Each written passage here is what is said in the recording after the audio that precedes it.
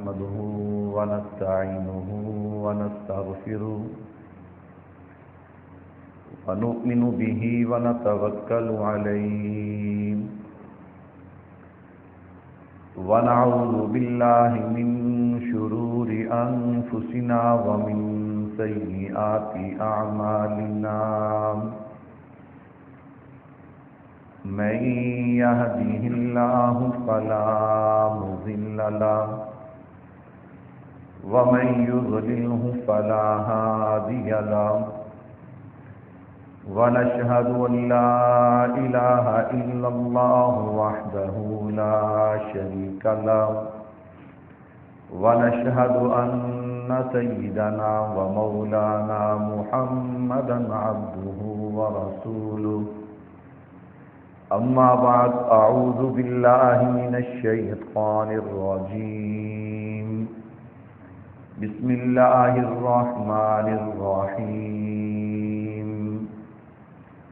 قل إن كنتم تحبون الله فاتبعوني يحببكم الله وقال الله تبارك وتعالى في كلامه المجيد والفرقان الحميد وأما من خاف مقام ربه ونهى النفس عن الهوى فإن الجنة هي المأوى وقال النبي صلى الله عليه وسلم المرء مع من أحبه وقال النبي صلى الله عليه وسلم من أحب سنتي فقد أحبني ومن أحبني كان معي في الجنة صدق الله العظيم وصدق رسوله النبي الكريم ونحن على ذلك لمن الشاهدين والشاكرين والحمد للہ رب العالمین۔ تمام حضرات ایک مرتبہ درود پاک پڑھ لیں۔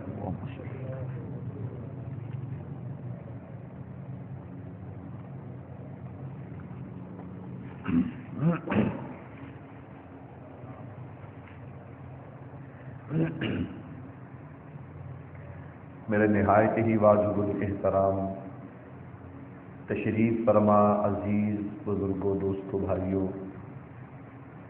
گزشتہ جمعہ میں نے آپ حضرات کے سامنے حضور اکرم صلی اللہ علیہ وسلم کی نسبت سے اللہ نے ہمیں جو برکات نصیب فرمائیں، جو نعمتیں عطا فرمائیں، اس پر میں نے گفتگو کا آغاز کیا تھا اور تمہیدی کلمات آپ حضرات کے گوش گزار کیے تھے۔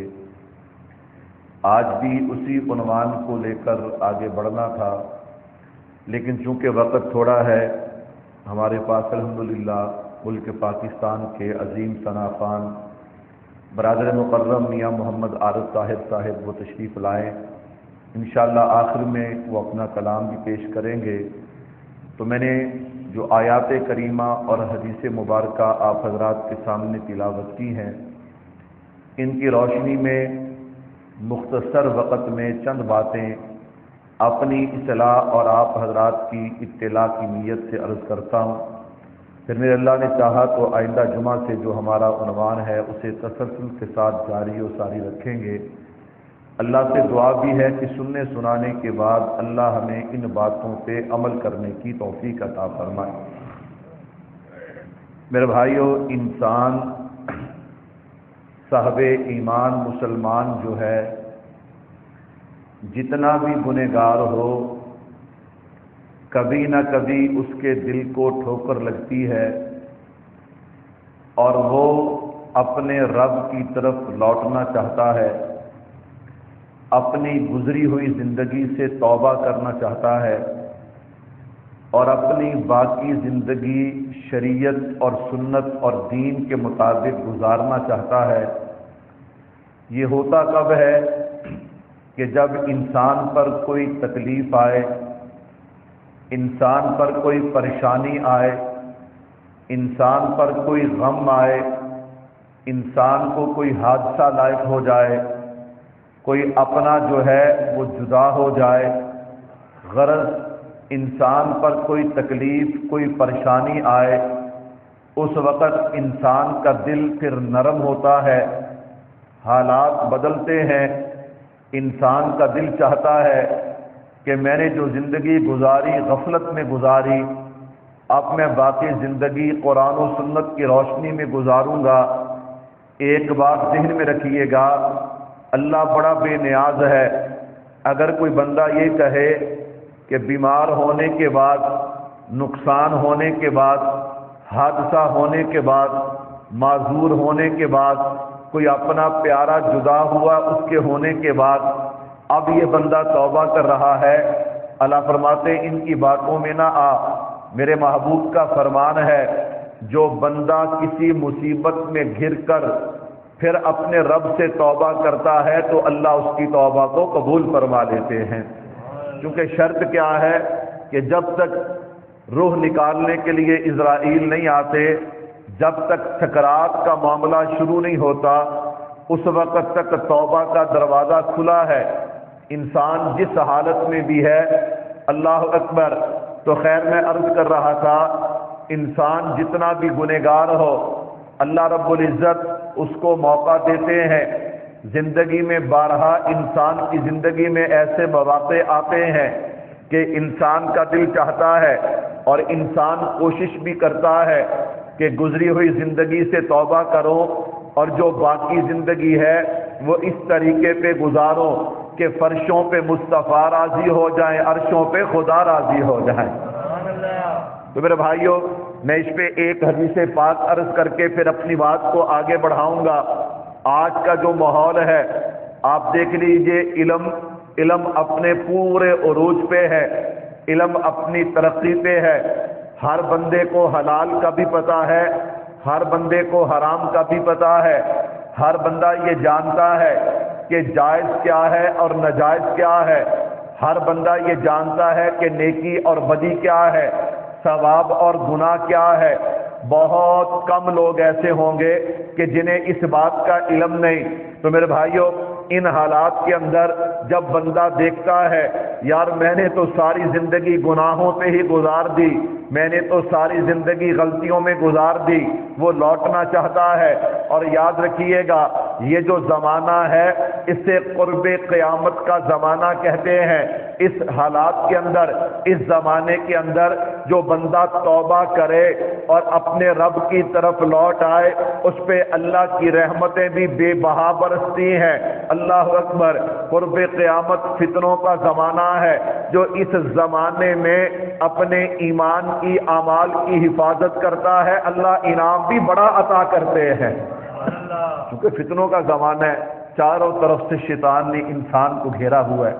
ایسے حالات کے اندر بندہ یہ نیت کرے، اور صرف نیت اور ارادہ نہ کرے بلکہ عملی طور پہ بندہ قرآن و سنت کی روشنی میں چلے، بہت مشکل ہے میرے بھائیوں۔ پہلے تو اپنے آپ کو چلانا بہت مشکل ہے، اور پھر معاشرہ، ہمارا معاشرہ اللہ معاف فرمائے، وہ انسان کو چلنے نہیں دیتا۔ یہ ساری لڑائیاں، سارے جھگڑے جب بندہ سہتا ہے اور پھر قرآن و سنت کے راستے پہ چلتا ہے تو اللہ تبارک و تعالیٰ کے انعامات کی بارش بھی ہوتی ہے۔ وہ انعامات کیا ہے؟ میں صرف ایک حدیث پاک پیش کر کے پھر میں نے اپنے عنوان کو پیش بھی کرنا ہے اور سمیٹنا بھی ہے۔ آپ نے پہلے بھی سنا ہوگا، مشہور دعا ہے میرے محبوب کی۔ اللہ کے نبی صلی اللہ علیہ وسلم دعا فرما رہے ہیں، اللہ میرے اقربا، میرے ساتھی مجھ سے جلدی ملا دیجئے۔ حضرت ثوبان رضی اللہ تعالی عنہ آپ کے قریب بیٹھے ہیں، آپ نے اس دعا کو سنا، میرے محبوب سے عرض کرتے ہیں، آقا آپ یہ کیا دعا فرما رہے تھے کہ اللہ میرے ساتھی مجھ سے جلدی ملا دیجئے، میرے اقربا مجھ سے جلدی ملا دیجئے، کیا ہم آپ کے ساتھی نہیں؟ کیا ہم آپ کے دوست نہیں؟ میرے محبوب نے فرمایا، تم تو میرے صحابی ہو، تم نے ایمان کی حالت میں میرا چہرہ دیکھا، تمہاری عظمت اور شان کا کوئی مقابلہ نہیں کر سکتا۔ اللہ کے نبی پھر ان ساتھی اور اقربا سے مراد کون ہے؟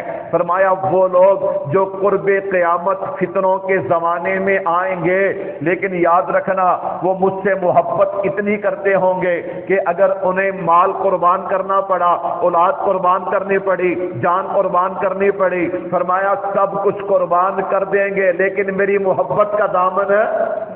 دیکھنا کتنا بڑا اعزاز ہے، کتنا بڑا اعزاز ہے۔ تو آج کا زمانہ وہ قرب قیامت کا زمانہ ہے۔ قدم قدم پہ فتنے، علم کے حوالے سے، عمل کے حوالے سے، تقوی کے حوالے سے۔ میرے بھائیو، عجیب عجیب تشریح، جس کا جو دل کرتا ہے وہ دین کی تشریح کر رہا ہے۔ خیر سنیے گا، میں نے عرض کیا انسان جتنا بھی گنہگار ہونا، انسان کے دل میں یہ خیال ضرور آتا ہے یار مجھے پلٹنا چاہیے۔ کچھ تو ایسے ہوتے ہیں کہ اللہ انہیں توفیق دیتے پھر وہ پلٹ آتے۔ دیکھا نہیں لوگ کیا کہتے ہیں، او جی 50 سال تو یوں گزار دیے، 40 سال تو یوں گناہوں میں گزار دیے، نہ سود چھوڑا، نہ رشوت چھوڑی، نہ زنا چھوڑا، نہ شراب چھوڑی۔ اب جناب 50 سال کے بعد یاد آ گیا، اب مسجد اور تسبیح۔ اللہ فرماتے نانا ان کی باتوں میں نہ آ، یہ تیرا اور میرا معاملہ ہے، ان کا معاملہ نہیں۔ 50 سال کے گناہوں پہ ایک شرمندگی کا آنسو بہا کے معافی مانگنا تیرا کام ہے، اور تیرے گناہوں کو نیکیوں میں بدل دینا عرش والے خدا کا کام ہے۔ مایوسی تو ہے ہی نہیں، پریشانی تو ہے ہی نہیں، الجھن تو ہے ہی نہیں، صرف آنے میں دیر ہے، اللہ کے معاف کرنے میں دیر نہیں۔ تو بھائیو یاد رکھیے گا، جس بندے کے دل و دماغ میں اللہ کی طرف سے یہ جذبہ پیدا ہونا کہ یار بہت ہو گیا، اب مجھے لوٹنا چاہیے، وہ سمجھ لے کہ ابھی اللہ تبارک و تعالیٰ کی نظر رحمت اس پہ ہے، یہ اللہ تبارک و تعالیٰ کی طرف سے قبولیت کا اشارہ ہے۔ میرے بھائیو توجہ کیجئے گا، کہتا مولوی صاحب پھر کرنا کیا ہوگا؟ میں نے کہا یاد رکھیے گا، ہمیں 2 کام کرنے ہیں۔ ہم اپنی زندگی جو ہم نے گناہوں میں گزاری، جو اپنی من مرضی کی گزاری، اللہ اکبر، اب اگر ہم اس سے پلٹنا چاہتے ہیں تو ہمیں 2 کام کرنے ہوں گے۔ کہتا مولوی صاحب وہ 2 کام کون سے ہیں؟ میں نے کہا نمبر 1 اپنے دل کے اندر خوف خدا، نمبر 2 محبت مصطفیٰ کو پیدا کرنا ہوگا۔ اگر یہ 2 چیزیں ہمارے دل و دماغ میں آ گئیں، ہمارے دل میں پیدا ہو گئیں، یعنی خوف خدا اور محبت مصطفیٰ صلی اللہ علیہ وسلم، تو یاد رکھیے گا یہ 2 چیزیں ہمارے دل کی دنیا کو بدل کے رکھ دیں گی۔ اگر دل کی دنیا بدلی پھر انشاءاللہ یہ دنیا بھی بن جائے گی اور قبر بھی بن جائے گی، آخرت بھی بن جائے گی، کہو بے شک۔ نمبر 1 خوف خدا، جب تک اللہ کا ڈر نہیں ہے نا اس وقت تک بات نہیں بننے والی۔ بندہ بات سن کے حیران ہو جاتا ہے، بڑے بڑے لوگ، اہل علم، اہل عمل، لیکن جب بات یہاں پہ آئے دنیا کے حوالے سے تو تھوڑی سی بات سے پھسل جاتے۔ یہ پھسلنا پھر انہیں وہاں لے جاتا ہے کہ بندہ سوچ بھی نہیں سکتا۔ اور ایسے ایسے گنہگار، اللہ اکبر، ان کے دل میں خوف خدا آیا، اللہ کا ڈر آیا، جیسے ہی اللہ کا ڈر آیا اللہ رب العزت ایسے مقام پہ پہنچا دیتے ہیں کہ جہاں پہنچنے کے لیے لوگوں کو سالوں سال محنت کرنا پڑتی ہے۔ میرے بھائیو سب سے پہلی بات خوف خدا، اللہ کا ڈر۔ میں نے قرآن کریم سے آیت مبارکہ پڑھی، اس کے تحت بہت سی باتیں ہیں، لیکن میں نے 10-15 منٹ میں بات کو سمیٹنا ہے۔ میرے بھائیو وَأَمَّا مَنْ خَافَ مَقَامَ رَبِّهِ وَنَهَى النَّفْسَ عَنِ الْهَوَىٰ فَإِنَّ الْجَنَّةَ هِيَ الْمَأْوَىٰ۔ اللہ کا ڈر، اللہ کا خوف کیا ہے؟ میرے بھائیو انسان دنیا میں جو کام بھی کرے، اگر بولتا ہے، کوئی کام کرتا ہے، اپنا ہاتھ ہلاتا ہے، اپنی نظر، اپنی زبان، اپنے کان کو استعمال کرتا ہے، اپنے مال و دولت، عہدے، منصب کو اللہ اکبر استعمال کرتا ہے، اس کے ذہن میں یہ بات ہونی چاہیے کہ سب کچھ میں نہیں، اور نہ ہی یہ میرے پاس جو ہے یہ میرا کمال ہے، عطا کرنے والا بھی وہ ہے اور حساب لینے والا بھی۔ اور یہ بھی ذہن میں رکھنا چاہیے ان بطش ربک لشدید، جب وہ پکڑنے پہ آتا ہے اللہ اکبر، پھر بندے کو سمجھ نہیں آتی وہ کہاں سے پکڑتا ہے، کیسے پکڑتا ہے، بندہ سمجھتا ہے کہ اس میں کامیابی ہے اور اسی میں اس کی ناکامی ہوتی ہے۔ خیر، میں عرض کر رہا تھا، نمبر 1 خوف خدا، تقوی، اللہ کا ڈر۔ جب تک میرے اور آپ کے دل میں یہ پیدا نہیں ہوتا بھائیو، اس وقت تک بات نہیں بنے گی، اس وقت تک میں اور آپ بد نظری سے باز نہیں آئیں گے، اس وقت تک میں اور آپ غیبت سے باز نہیں آئیں گے، اس وقت تک میں اور آپ جھوٹ سے باز نہیں آئیں گے، اس وقت تک میں اور آپ سود سے باز نہیں آئیں گے، اس وقت تک میں اور آپ رشوت سے باز نہیں آئیں گے، اس وقت تک میں اور آپ نامحرم عورتوں کو دیکھنے سے باز نہیں آئیں گے، اس وقت تک میں اور آپ پکے نمازی نہیں بنیں گے، اس وقت تک میں اور آپ قرآن و سنت پہ صحیح عمل کرنے والے نہیں بنیں گے، جب تک ہمارے دل میں اللہ کا ڈر، اللہ کا خوف پیدا نہیں ہوگا۔ اللہ اکبر۔ وہ آپ نے سنا ہے نا کہ ایک آدمی بیت اللہ کا طواف کر رہا تھا اور دعا مانگ رہا تھا، اللہ مجھے بینائی عطا کر دے، تو خلیفہ قریب سے گزرا، اس نے کیا مانگتا ہے؟ اس نے کہا میں اللہ سے بینائی مانگ رہا ہوں لیکن مل نہیں رہی۔ اس نے کہا میں دوسرے چکر پہ آؤں، اگر تجھے بینائی نہ ملی تو تیری گردن اڑا دوں گا۔ اب دوسرے چکر پہ آیا تو بینائی مل گئی۔ کیوں؟ پہلے وہ مانگ رہا تھا لیکن توجہ نہیں تھی، ہاتھ تو اٹھے تھے لیکن اللہ اکبر توجہ کے ساتھ نہیں۔ اب توجہ سے مانگا ہے تو اللہ نے بینائی بھی عطا کر دی ہے۔ تو میرے بھائیوں، اسی طرح جب میرے اور آپ کے دل و دماغ میں اللہ کا ڈر اور اللہ کا خوف ہوگا تو پھر نیکی کرنا آسان ہوگا اور گناہ کرنا کیا ہوگا؟ مشکل ہوگا۔ اور جب اللہ کا ڈر ہی نہیں ہوگا، اللہ کا خوف ہی نہیں ہوگا، اس پہ مشہور واقعہ اللہ اکبر علماء نے لکھا ہے، ایک بادشاہ تھا، وہ اپنی بیوی کے پاس گیا، اب دونوں بیٹھے آپس میں گفتگو کر رہے ہیں، بیوی کی تربیت نہیں تھی، اللہ اکبر، بیوی جو ہے اس کا موڈ خراب، بگڑتا جا رہا ہے، وہ بیچارہ منتیں کرتا ہے، یہ چڑھتی جا رہی ہے۔ چلتے چلتے نا اس عورت نے ایک عجیب جملہ کہہ دیا، وہ کہنے لگی اے جہنمی مجھ سے دور ہو جا، اے جہنمی مجھ سے کیا ہو جا؟ دور ہو جا۔ اب بادشاہ کا بھی پارا چڑھ گیا، اس نے کہا اگر میں جہنمی تو تجھے 3 طلاق ہے، تجھے کیا ہے؟ 3 طلاق۔ اس نے مشروط کر دیا۔ اللہ اکبر۔ اب کیا بنے؟ یہ تیر جو ہے نا طلاق والا، جب تک یہ چلتا نہیں اس وقت تک بندے کو بڑا غصہ ہوتا ہے، جب یہ چل جاتا ہے نا، اللہ کی قسم اٹھا کے کہتا ہوں لوگ حرام پہ بھی تیار ہو جاتے ہیں، حرام پہ بھی تیار ہو جاتے ہیں۔ 3 طلاق کے بعد کون سی صلح ہے؟ بہت سے لوگ دنیا میں ایسے ہیں جو 3 طلاق دینے کے بعد مسلک چینج کرتے ہیں، صلح کرتے ہیں، پھر کیا کہتے ہیں جی جو بچوں کا معاملہ ہے۔ میں نے کہا ایک طرف بچوں کا معاملہ ہے، ایک طرف دین کا معاملہ ہے، اس لیے تو شریعت کہتی ہے کہ یہ طلاق والا جو حق ہے یہ تو استعمال تو کر سکتا ہے۔ میرے محبوب نے فرمایا حلال چیزوں میں سے جو سب سے بری چیز ہے وہ طلاق ہے۔ وہ کیا ہے؟ حلال تو ہے، بندے کو اختیار تو ہے، لیکن سب سے بری چیز کیا ہے؟ اور یاد رکھنا 3 طلاقوں کے بعد جو صلح کر کے اپنی بیوی کو گھر رکھتا ہے، جہاں سے مرضی فتوے لے آئے، یاد رکھنا وہ حلال نہیں، وہ زنا ہے۔ وہ کیا ہے؟ اس سے جو بچے پیدا ہوں گے انہیں بھی حلالی تسلیم نہیں کیا جائے گا۔ یہ اتنا سخت مسئلہ ہے میرے بھائیو، توجہ کیجئے گا۔ پھر لوگ کہتے ہیں مولوی صاحب آپ فلاں کو کچھ نہ کہیں، فلاں کو کچھ نہ کہیں۔ میں نے کہا کیسے نہ کہیں؟ یہ جو ذاکر نائک ابھی اللہ کا شکر ہے پاکستان سے چلا گیا ہے، اس کا موقف بھی یہ ہے کہ 3 طلاق دینے کے بعد پھر بیوی کو ایسے گھر میں رکھ لو۔ اللہ اکبر۔ اور کہتا کیا ہے؟ میں سیدنا فاروق اعظم رضی اللہ تعالیٰ عنہ کو مسئلے کو چیک کروں گا۔ میں نے کہا اللہ اکبر، اللہ اکبر، تو سیدنا فاروق اعظم کے مسئلے کو چیک کرے گا؟ میں نے کہا جس فاروق کی گواہی فرشوں پہ مصطفیٰ دیتے ہیں، عرشوں پہ خدا دیتے ہیں۔ ہماری قوم کو پتہ نہیں کیا ہو گیا جی، بڑا علم ہے جی، بڑا علم ہے، بڑا علم ہے۔ اس کا مطلب ہے وہ جو گمراہی پھیلائے اس کے پیچھے چل پڑو، بڑا علم ہے۔ پھر کہنے لگے جی مفتی تقی عثمانی صاحب نے چائے پی ہے۔ میں نے کہا چائے پی ہے، یہ تو نہیں کہا اس کا عقیدہ ٹھیک ہے۔ ادھر کہتے ہو کہ اخلاق یہ ہے کہ کوئی کافر بھی دروازے پہ ہے تو اسے بھی اچھے طریقے سے ملنا چاہیے۔ تو میں نے کہا مفتی صاحب نے اسی پہ عمل کیا ہے نا کہ اگر وہ جیسا بھی عقائد رکھتا ہے، نظریات رکھتا ہے، اگر وہ دروازے پہ ہے اسے چائے پلائی ہے، جہاں بھی گیا ہمارے علماء نے اکرام کیا، چائے پلائی، سرکاری مہمان تھا، لیکن یہ تو نہیں کہا کہ اس کا عقیدہ ٹھیک ہے۔ اگر تو مفتی تقی عثمانی صاحب نے یہ کہا ہے نا، پھر یہ تو ایسے ہی ہے نا۔ اللہ اکبر۔ ہمارے ایک دوست ہیں اکاڑا میں، وہ کہنے لگے وہاں پہ ایک بزرگ ہیں، ان کے پاس درجنوں کے حساب سے خلافتیں ہیں۔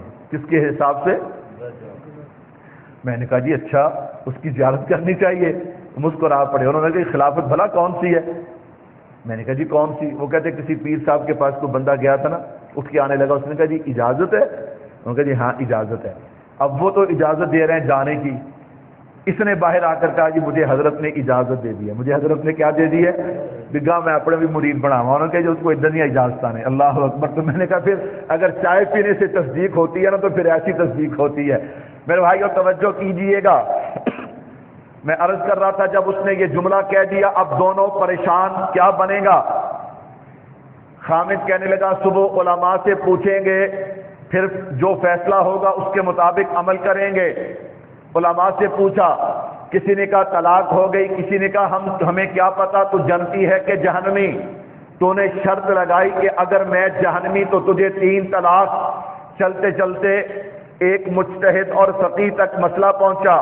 بعض حضرات فرماتے ہیں کہ امام شافعی رحمۃ اللہ علیہ کا زمانہ تھا، بعض مطلق فرماتے ہیں ایک مجتہد اور جناب محقق عالم تھے، ان کے پاس مسئلہ پہنچا۔ انہوں نے کہا مجھے بادشاہ کے پاس لے چلو، پہلے بادشاہ سے ملاقات کروں گا۔ بادشاہ سے ملاقات کی، بادشاہ کو ایک سائڈ پہ لے گئے، کہا بادشاہ تیری زندگی میں کوئی ایسا واقعہ ہے کہ تو گناہ کرنے پہ قادر تھا لیکن تو نے وہ گناہ نہیں کیا، محض اللہ کے ڈر اور اللہ کے خوف کی وجہ سے؟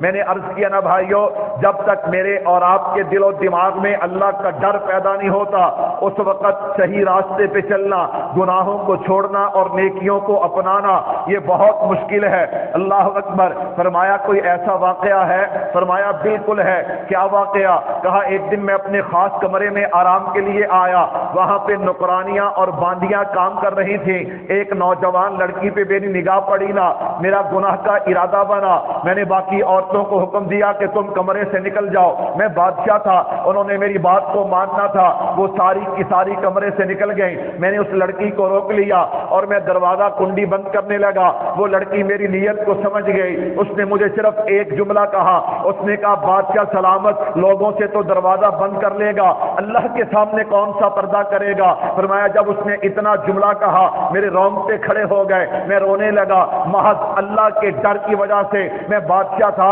مجھے کوئی روکنے والا نہیں تھا، میں نے محض اللہ کے ڈر کی وجہ سے دروازہ کھولا، اس عورت کو جانے دیا، حضرت باہر آئے، فرمایا اس کی بیوی کو طلاق نہیں ہوئی، حضرت آپ کے پاس کیا دلیل ہے؟ فرمایا اس بندے کی زندگی میں ایک ایسا واقعہ ہے کہ اس نے محض اللہ کے ڈر کی وجہ سے گناہ کو چھوڑا، اور قرآن کہتا ہے وَأَمَّا مَنْ خَافَ مَقَامَ رَبِّهِ وَنَهَى النَّفْسَ عَنِ الْهَوَىٰ فَإِنَّ الْجَنَّةَ هِيَ الْمَأْوَىٰ، جو بندہ ڈر گیا اللہ کے خوف سے اور اس نے اپنے نفس کو گناہ سے روک لیا، اس کا ٹھکانہ جہنم میں نہیں ہے بلکہ جنت کے اندر ہے۔ فرمایا یہ بادشاہ جنتی ہے اس لیے اس کی بیوی کو طلاق ہے۔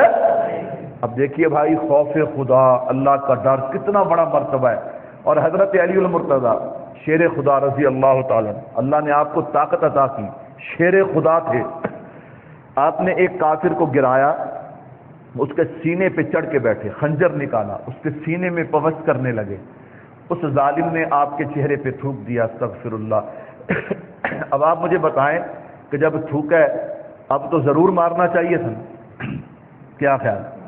اب تو ضرور مارنا چاہیے تھا، لیکن جب بندے کے دل میں خوف خدا، اللہ کا ڈر پیدا ہو، تکبر اور میں ختم ہونا، پھر زندگی یوں بنتی۔ آپ اسے چھوڑ دیا، آپ اٹھ گئے، خنجر ہٹا لیا، صحابہ دیکھ رہے تھے، فرمایا حضرت اس کمینے کو تو اب ضرور مارنا چاہیے تھا۔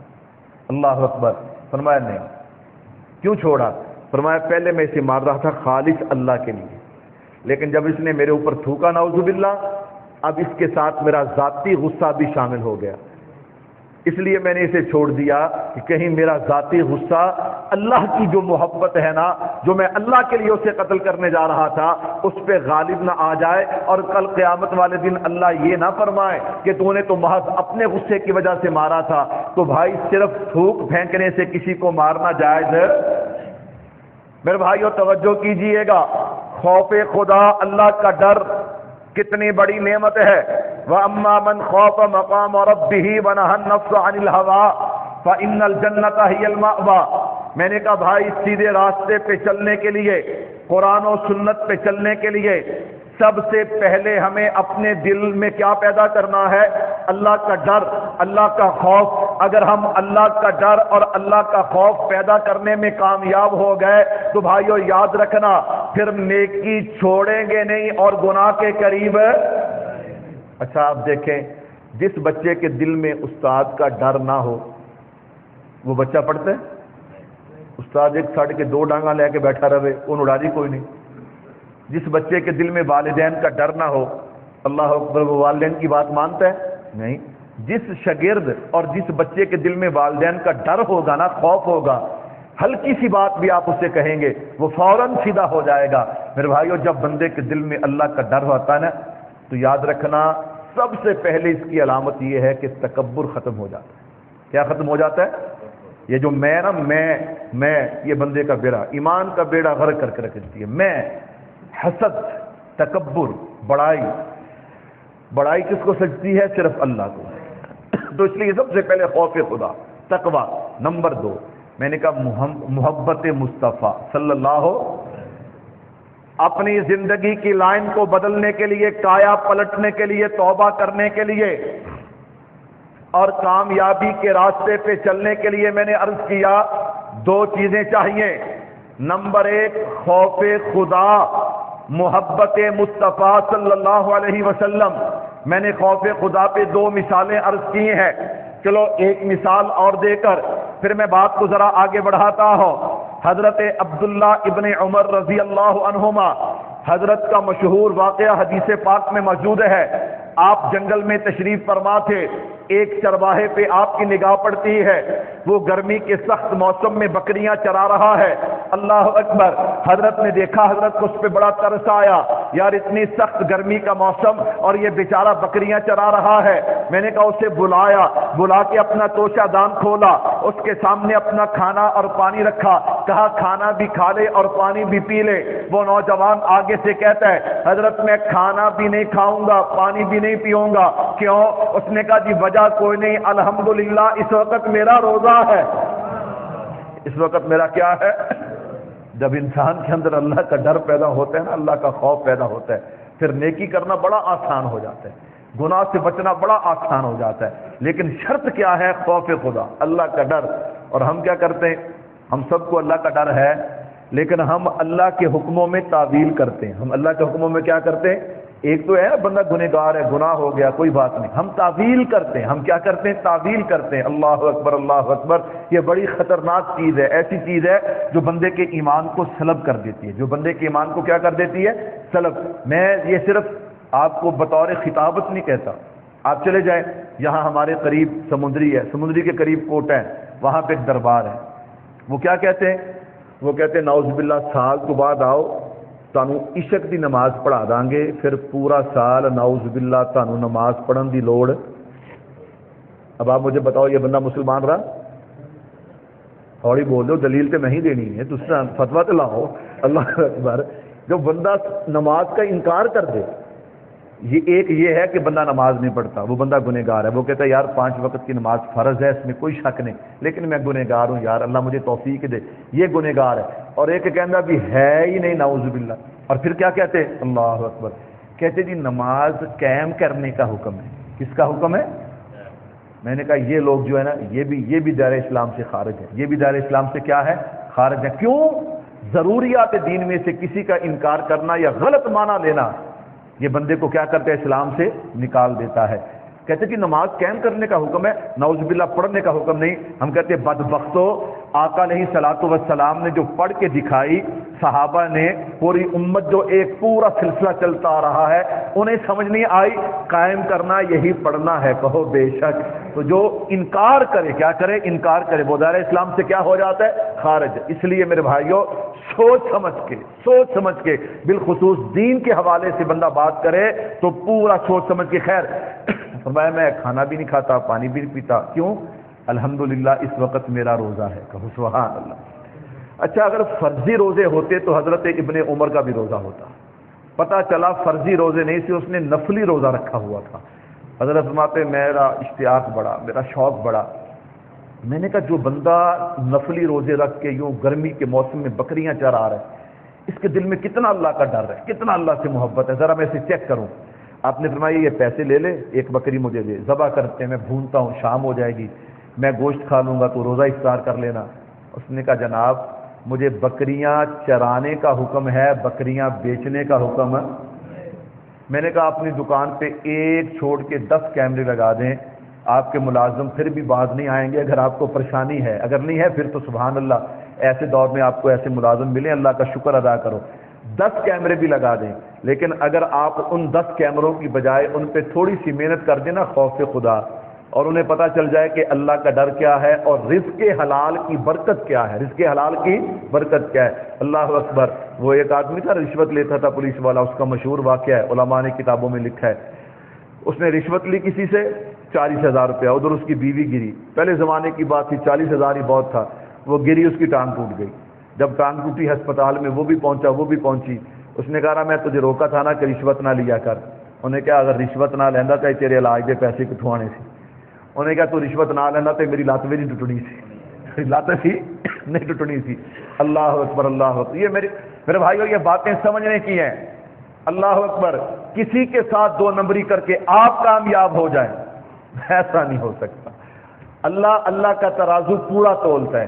اللہ اکبر۔ وہ بندے کو ڈھیل دیتا ہے، وہ املی لہم ان کید متین، لیکن جب وہ کھینچتا ہے نا، اللہ اکبر، رسیاں کھینچتا ہے، پھر بندہ دیکھتا ہی رہ جاتا ہے۔ میں نے کہا کماتا کوئی ہے، کھاتا کوئی ہے، کماتا کوئی ہے، گناہ سارے عہدے کھاتے، اللہ بعد میں موجیں اولاد کر رہی ہیں۔ میرے بھائیو خوف خدا، اللہ کا ڈر۔ حضرت کہنے لگے میرا اشتیاق اور بڑا۔ میں نے کہا چل یار پیسے جیب میں ڈال لے، بکری مجھے دے دے۔ روزانہ جنگل میں ایسے واقعات ہوتے ہیں، بھیڑیا شیر آتا ہے، بکری اٹھا کے لے جاتا ہے، تیرے مالک کو کون سا پتہ چلے گا، گوشت بھی کھانے کو مل جائے گا، پیسے بھی بچ جائیں گے۔ فرمایا اس نوجوان کے چہرے کا رنگ بدلا۔ وہ حضرت ابن عمر کو جانتا نہیں تھا کہ یہ کون ہے، کہ میرا امتحان لے رہے ہیں۔ وہ کہنے لگا ٹھیک ہے، میرا مالک اس وقت گھر میں ہے۔ بھائیو یہ ہے خوف خدا، اللہ کا ڈر۔ میرا مالک اس وقت گھر میں ہے، وہ دیکھ بھی نہیں رہا، وہ سن بھی نہیں رہا۔ فَأَيْنَ اللَّهُ، لیکن اللہ کے بارے میں کیا خیال ہے؟ اللہ دیکھ رہے ہیں کہ نہیں دیکھ رہے؟ اللہ سن رہے ہیں کہ نہیں سن رہے؟ اور میرے بھائیو دعوت فکر دینا چاہتا ہوں، میں اور آپ اپنے اندر خوف خدا، اپنے دلوں میں اللہ کے ڈر کو پیدا کریں، کوشش کریں گے نا جی انشاءاللہ۔ کہتا مولوی صاحب کیسے ہوگا؟ میں نے کہا اس کے لیے کوئی محنت کی ضرورت نہیں ہے، بس یہ ذہن بنا لو، اللہ ہر وقت دیکھ بھی رہے، اللہ ہر وقت سن بھی رہے۔ یہ نظر دی ہے تو کس نے؟ کان دیے تو کس نے؟ زبان دی ہے تو کس نے؟ عہدہ، منصب، پیسہ، طاقت کس نے دی ہے؟ جو اللہ دے سکتا ہے وہ اللہ لے بھی۔ کسی پہ ہاتھ اٹھانے سے پہلے سوچنا جائز اٹھا رہا ہوں نہ جائز اٹھا رہا ہوں۔ ہاں، کسی پہ نظر اٹھانے سے پہلے دیکھنا، سوچنا۔ میں نے کہا زبان کو استعمال کرنے سے پہلے سوچنا، قلم اور طاقت کو استعمال کرنے سے پہلے سوچنا۔ جو دے سکتا ہے وہ لے بھی سکتا ہے۔ آج یہ جو کمزور ہے، جس پہ میں ظلم کر رہا ہوں، کل ہو سکتا ہے اللہ اسے طاقت دے دے اور مجھے کمزور کر دے۔ یہی خوف خدا ہے۔ یہی کیا ہے؟ نمبر 2 کامیاب زندگی کا دوسرا اصول۔ میں نے کہا نمبر 1 خوف خدا، نمبر 2 محبت مصطفیٰ صلی اللہ۔ میرے بھائیو اس کے بغیر گزارا نہیں۔ کوئی بندہ 1 کروڑ مرتبہ پڑھے لا الہ الا اللہ، لا الہ الا اللہ، کیا وہ مسلمان ہو جائے گا؟ اسے پڑھنا پڑے گا محمد الرسول اللہ۔ اور یہ جو محبت رسول ہے نا، یہ بنیاد ہے۔ قل ان کنتم تحبون اللہ فاتبعونی یحببکم اللہ۔ اللہ فرماتے ہیں کہ اگر تم چاہتے ہو کہ میں تمہیں اپنا محبوب بنا لوں تو اللہ ہم کیا کریں؟ فرمایا فاتبعونی، یہ نہیں کہا کہ میرے نبی سے محبت کرو، فرمایا فاتبعونی، میرے نبی کی کیا کرو؟ اتباع کرو۔ قل ان کنتم تحبون اللہ، آپ قرآن کریم کا کوئی ترجمہ اٹھا کے دیکھیے۔ اللہ اکبر۔ میں نے کہا بھائی آپ تحقیق کر کے دیکھ لیجئے کہ جناب اس آیت کا ترجمہ کیا ہے۔ قل ان کنتم تحبون اللہ فاتبعونی یحببکم اللہ۔ اللہ فرماتے ہیں اگر تم چاہتے ہو نا کہ میں تمہیں اپنا محبوب بندہ بنا لوں تو تم میرے نبی سے محبت نہ کرو، تم میرے نبی کی اتباع کرو۔ میرے نبی کی کیا کرو؟ اتباع کرو۔ یحببکم اللہ، فرمایا اتباع کرنا تمہارا کام ہے اور تمہیں اپنا پیارا بنا لینا عرش والے خدا کا کام ہے۔ میرے خیال سبحان اللہ کا پکی پابندی ہے۔ میں نے شک پہنتی ہوئی اتنا جی اج آڈر آیا ہوں بھی سبحان اللہ کہنی نہیں، اللہ اکبر سب کہتے سبحان اللہ۔ محبت میرے بھائیوں کیا ہے؟ اس آیت کی تشریح میرے محبوب نے فرمائی۔ تو میں من احب سنتی فقد احبنی ومن احبنی کان معی فی الجنہ. اب دیکھیے نا کتنی آسان سی بات ہے، اس میں کوئی تشریح کی ضرورت نہیں. من احب سنتی، حضور فرماتے جس نے میری سنت سے محبت کی اس نے مجھ سے کیا کی؟ ومن احبنی کان معی فی الجنہ. اور جو مجھ سے محبت کرے گا وہ سن لے اللہ اس سے صرف جنت نہیں دیں گے، اللہ جنت میں میرے ساتھ جگہ بھی عطا فرمائیں گے. شرط کیا ہے؟ من احب سنتی، من احب سنتی. میرے بھائیو اللہ اکبر اللہ اکبر. اور سنیے گا، فرمایا المرء مع من احبہ. قیامت والے دن بندے کا حشر اسی کے ساتھ ہوگا جس سے وہ کیا کرتا ہوگا؟ محبت کرتا ہوگا. میں نے کہا اب جس سے محبت کرنی ہے، چاہے وہ دنیا دار ہے یا دیندار ہے، دین کے حوالے سے ہے، سیاست کے حوالے سے ہے، جس حوالے سے بھی ہے، میں کھل کے بات کہتا ہوں چونکہ ہمیں چھپانے کی ضرورت نہیں ہے. جس سے بھی محبت کرنی ہے سوچ سمجھ کے کرنا. کسی اور کی بات ہوتی تو آپ نعوذ باللہ انکار کر دیتے. یہ تو ان کا فرمان ذیشان ہے، انکار تو دور کی بات ہے، اگر کوئی رائے برابر شک بھی کرے وہ بھی دائرہ اسلام سے خیال ہو جاتا ہے. المرء مع من احب. تیسری حدیث سننا، فرمایا من تشبہ بقوم فہو منہم. اللہ اکبر. اللہ گواہ. میں آپ حضرات سے پہلے بھی کہا کرتا ہوں یہ جو دین کے معاملات ہیں نا یہ اخلاص پہ چلتے ہیں. یہ کس پہ چلتے ہیں؟ اخلاص پہ. اللہ اکبر. اسے آپ ضد اناد پہ لے کے آئیں پھر تو بندے کو ثمرات ہی نصیب نہیں ہوتے. میں پہلے کہہ رہا تھا، میں نے کہا ابھی یہ ربیع الاول ربیع الثانی گزرا ہے نا، تو ہمارے کچھ نعت خوان حضرات، سبھی نہیں کچھ، اللہ اکبر، سبھی پولیس والے تو 2 نمبر نہیں نا رشوت لیتے، کوئی 1-2 ہوتے ہیں جن کی وجہ سے سارا محکمہ بدنام ہے. ہر محکمے میں ایسے ہی ہوتا ہے. تو میں نے کہا ہمارے ہاں بھی کچھ ایسے ہوتے ہیں، جب وہ ربیع الاول ختم ہوتا ہے نا وہ کہتے سنا سیزن کیویں لگے، وہ گڈی دے پیسے بنے کہ نہیں بنے. میں کبھی سانوں کو پوچھے نہ سی کہ یہ بھائی گڈی دے تو نہیں بنے، لیکن ایک کام ضرور ہے، ہمارے بزرگوں نے جو ہمیں مشن دیا نا، ہم نے چونکہ سیرت کا موقع تھا، ربیع الاول حضور کی ولادت کا موقع تھا، تو ہم نے الحمدللہ سینکڑوں کے اعتبار سے لوگوں کو داڑیاں رکھوائی ہیں. الحمدللہ جہاں بھی ہم گئے ہر جلسے میں ہماری ڈیمانڈ 2 4 5 10 2 4 5 10. میں نے کہا ہاں الحمدللہ. میں نے کہا 2-4 لوگوں نے نماز کے حوالے سے توبہ کر لی، کسی نے کہا ہم قرآن اپنے بچوں کو پڑھائیں گے. میں نے کہا ساڈا سیزن ایڈا کامیاب لگ گیا. الحمدللہ کہو الحمدللہ. اور ابھی مجھے میں نے عرصہ پہلے، میں آپ کو یہ بات سناتا ہوں، عرصہ پہلے میں نے ایک بات یہ سنی تھی یا پڑھی تھی لیکن وہ میرے ذہن میں نہیں تھی. علامہ اقبال رحمۃ اللہ علیہ کو جانتے ہو؟ کون ہے؟ شاعر مصر ہے. تصور پاکستان کس نے پیش کیا؟ علامہ اقبال نے نہیں، انہوں نے کھولا تھا، وہ حضرت تھانوی نے پیش کیا تھا. خیر جو مشہور ہے وہ حضرت علامہ اقبال.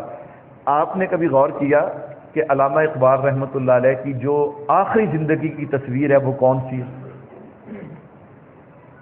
بولو میرے بھائی، بولو بولو، صحیح ہے بات، جواب کون سی ہے؟ داڑھی والی. میں نے یہ بات پڑھی تھی کہیں لیکن مجھے یہ اس بات کا پتہ نہیں تھا. ابھی یہ اجتماع ہوا ہے نا ہمارے جھنگ کے اندر، حضرت پیر ذوالفقار صاحب نقشبندی دامت برا، تو حضرت نے یہ بات فرمائی.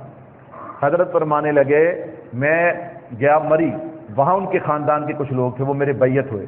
اللہ اکبر.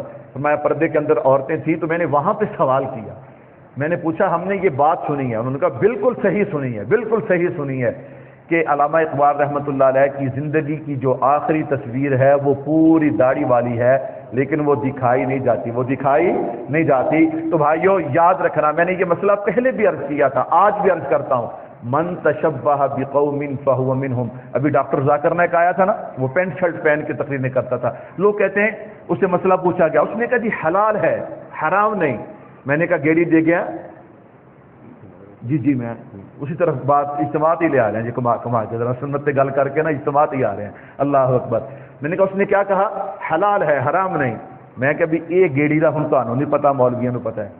ایک ہے سنت اور ایک ہے بدعت، ایک ہے سنت اور ایک ہے بدعت، ایک ہے جناب والا حلال اور ایک ہے سب. میں آسانی کے لیے کہتا ہوں ایک مرد ہے ایک. اب مرد اور ہجڑا یہ کوئی مقابلہ؟ عورت یا ہجڑا یہ مقابلہ کس کا ہے؟ حلال اور سنت اور. میں نے کہا بھائیو پینٹ شرٹ پڑھنا حلال ہے حرام نہیں، لیکن سنت نہیں ہے بدعت ہے. بات سمجھے ہو؟ جو بندہ پینٹ شرٹ پہنتا ہے وہ سنت پہ عمل نہیں کر رہا، غیر سنت یعنی بدعت پہ عمل کر رہا ہے۔ جو بندہ سنت پہ عمل نہیں کرتا وہ حضور کے دل کو خوش کرتا ہے یا حضور کے دل کو دکھاتا ہے؟ ہوئی بولو یار، تو ہوں چلا گیا پاکستان کو نہیں پڑھتا، کیا کرتا ہے؟ دکھاتا ہے۔ تو میں نے کہا بھائیو مسئلہ دیکھیے نا، اس نے کیا کہا؟ حلال ہے۔ اللہ اکبر، میں نے کہا حلال تو ہے، حلال کا تو ہم بھی انکار نہیں کرتے، یا جو ہمارے پاس یہاں پینٹ شرٹ پہن کے ہے اسے پکڑ کے باہر تو نہیں نکال دیتے بھی تو نے حرام کام کیا ہے، لیکن سنت والا لباس نہیں ہے۔ میرے بھائیو، من تشبہ بقوم فہو منہم، میرے محبوب نے فرمایا جو جس کی مشابہت اختیار کرے گا قیامت والے دن حشر بھی کیا ہوگا؟ اسی کے ساتھ ہوگا۔ یہاں تو اتنی مشابہت بھی جائز نہیں ہے۔ میرے محبوب نے فرمایا یہ 10 محرم کا روزہ یہودی کیوں رکھتے ہیں؟ بتایا گیا، فرمایا ان سے زیادہ تعلق تو ہمارا ہے، آئندہ زندگی رہی تو میں روزہ رکھوں گا، لیکن صرف 10 کا نہیں رکھوں گا، یا 9-10 کا رکھوں گا یا 10-11 کا رکھوں گا، تاکہ یہود کے ساتھ ہماری مشابہت نہ ہو۔ جو نبی یہاں تک خیال رکھتے ہو میرے بھائیوں، مجھے اور آپ کو بھی خیال رکھنا چاہیے۔ اللہ اکبر، دل کی دنیا بدلنے کے لیے کتنی چیزوں کی ضرورت ہے؟ خوف خدا، محبت مصطفیٰ۔ کہتے مولوی صاحب اب تو ٹائم بہت ہو گیا، ہم کیا کریں، نہ کسی مدرسے میں جا سکتے ہیں نہ کسی خانقاہ میں جا سکتے ہیں۔ میں نے کہا بڑا آسان سا طریقہ ہے، ہمارا تبلیغی اجتماع ہے، ہمارا کیا ہے؟ یہ بھی شروع ہے، اللہ کامیابی کے ساتھ پایا تکمیل تک پہنچائیں۔ دوسرا حصہ جو ہے وہ جمعرات سے دوبارہ شروع ہو رہا ہے، بدھ کو انشاءاللہ روانگی ہوگی۔ اللہ اکبر، میرے بھائیو صرف 3 دن ہے۔ کتنے دن ہے؟ یہ ماحول جو ہے نا، ماحول بندے پہ بڑا اثر انداز ہوتا ہے۔ آپ اس ماحول میں آئے نا تو آپ یہ باتیں کہاں سے سنیں گے؟ من تشبہ بقوم فہو منہم، المرء مع من احب، یہ کہاں سے سنیں گے آپ؟ اس ماحول میں آئیں گے تو آپ باتیں سنیں گے نا۔ جب آپ اس ماحول میں جائیں گے نا، وہاں نہ کھانے کی فکر، نہ پینے کی فکر، نہ دنیا کی فکر، نہ عہدے کی فکر، نہ منصب کی فکر، ہر بندے کی ایک ہی فکر ہوگی کہ فرشوں پہ مصطفیٰ راضی ہو جائے، عرشوں پہ خدا راضی ہو جائے۔ میں نے کہا وہاں کیا ہوگا؟ 3 دن یہ آپ کو کچھ اور نہیں سکھائیں گے، وہ بزرگ جو ہیں وہ تو دھیما دھیما بیان کرتے ہیں جو دل و دماغ میں اترتا جاتا ہے۔ او بھائی، اللہ سے ہونے کا یقین، اللہ سے ڈر جاؤ، اپنی نظروں کی حفاظت کرو۔ بندہ جب بار بار ایک بات سنتا ہے، اللہ اکبر، پھر نبی کی محبت کی باتیں، پھر آپ کھانا کھانے لوگوں گے، ہمارے ساتھی آپ کو بتائیں گے بھائی سنت طریقہ یہ ہے، آپ لباس پہنو گے، آپ کنگھی کرو گے، آپ سرما پہنو گے، آپ بس میں چڑھنے لگو گے، آپ جناب والا بیت الخلاء جاؤ گے۔ میں نے کہا دونوں چیزیں مل جائیں گی، خوف خدا بھی مل جائے گا اور محبت مصطفیٰ بھی مل جائے گی۔ تو کیا خیال ہے، انشاءاللہ ارادہ ہے کہ نہیں ہے؟ ماشاءاللہ، اللہ اکبر۔ جن کا ارادہ ہو، ہمارے امیر صاحب یہاں تشریف فرمائے، آپ انہیں جمعے کے بعد ملیں، ان سے بھی ملیں، بھائی اخلاق صاحب سے بھی ملیں۔ آپ کو پتہ ہے نا بھائی اخلاق صاحب سے ملنا بہت ضروری ہے۔ اللہ اکبر، یہ ہماری لائٹیں، پنکھے، یہ اسپیکر چل رہا ہے تو بجلی سے چل رہا ہے، تو بجلی کا بل ابھی 33,000 پچھلا تھا، نیا آ گیا ہوگا۔ اللہ اکبر، اس لیے جن ساتھی نے ہزار